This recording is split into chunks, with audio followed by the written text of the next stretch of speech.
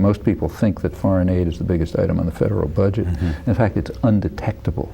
The United States is one of the lowest countries among the, the OECD, the rich industrial countries. The United States is one of the lowest in foreign aid.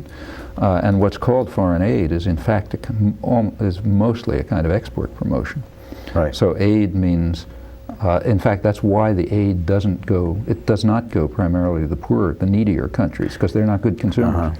If you look at the way the aid works, it's basically aid from the U.S. taxpayer to U.S. businesses, which enable the businesses to sell to the countries on money that the U.S. taxpayer gives them. It's a very small amount, I should say, but what there is turns out substantially to be export promotion, and in a realistic sense, it doesn't leave the country. It goes from one pocket into another pocket, from the pocket of taxpayers into the pockets of the exporters. Now, sometimes the population that receives it benefits, sometimes not. Often it's harmful to them because of the way it's selected. So, for example, take something like, say, food for peace. What could be more benign than that? Giving food to third world people. Well, it's not benign. I mean, when you look at it, the effects are to undercut native agriculture, to make people dependent on U.S. agribusiness exports, and to force them into agricultural exporting, which incidentally often means coca exporting. And that, in fact, it is designed for that purpose. It looks benign. It's very hardly so. You can see the way this has worked over decades. I mean, the Alliance for Progress, Kennedy's Alliance for Progress, was described as very benign in this way, and it had interesting effects. I mean, it was not surprising if you look at what they proposed, but they did succeed in Latin America in expanding exports. So the Latin American countries expanded, like take, say, beef. Beef exporting just but there was but they got rid of the beans the people there were eating. Yeah, not only that, but beef consumption declined. Beef consumption declined, beans and rice, local subsistence agricultural declined. The Alliance for Progress ended up being a tremendous gift for American So we could overeat the wrong stuff sooner. Well, fast food restaurants. It was terrific for U.S. exporters and for U.S. importers and for the tiny wealthy sector in Latin America, and it was a disaster for the population. And in fact, the aid program was designed for that purpose.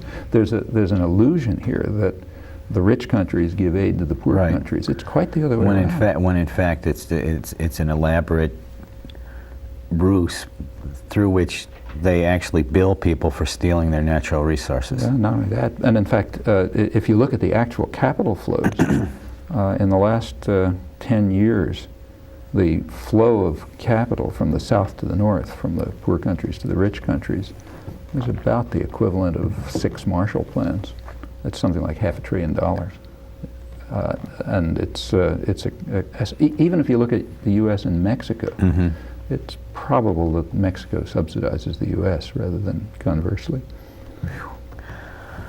No, well, we're talking about aid. You're saying there's two major areas for aid.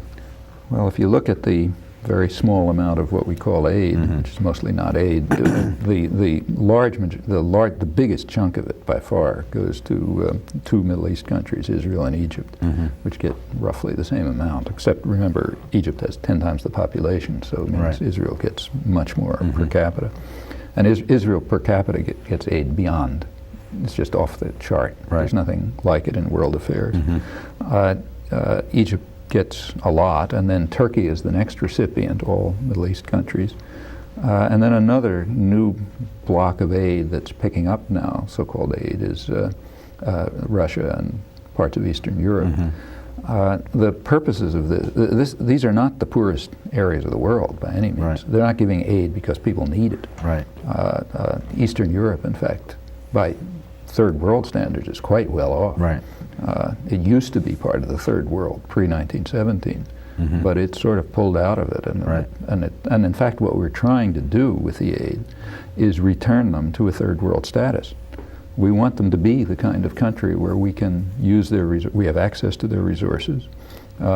American corporations like, say, GM and others can move production facilities there and get cheap labor as they can in Mexico.